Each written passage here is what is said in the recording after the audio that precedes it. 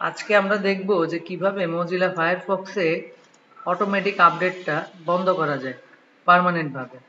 Setting থেকে অনেক কিছু চেঞ্জ করলেও অনেক সময় বন্ধ হয় না, কিন্তু সেটা পার্মানেন্ট ভাবে স্টপ করার কি নিয়ম সেটা আজকে আমরা দেখব।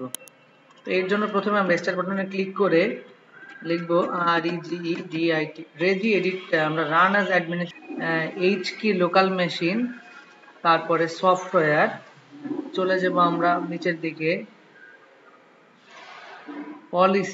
পলিসির উপরে মাউসের রাইট বাটন ক্লিক করে নিউ থেকে কিতে যাওয়ার পরে আমরা এখানে একটা ফোল্ডার করব MOZILLA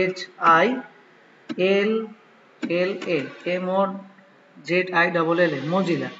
এবার এই মজিলার উপরে আবার আমরা রাইট বাটন ক্লিক করে নিউ কি হইতেছে ফায়ারফক্স। তো ফায়ারফক্স লেখার পরে আমরা এই ফায়ারফক্সের ভিতরে মাউসের right button new,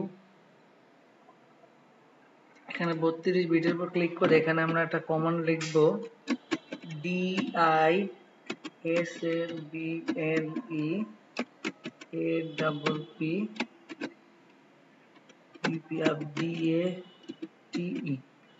update.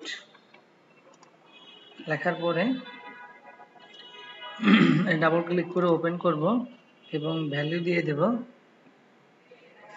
Value হবে 1, ইয়েস মানে 1, ইয়েস। কাজ শেষ, আমরা এটা কেটে দিব। এবার যদি আমরা মজিলা ওপেন করি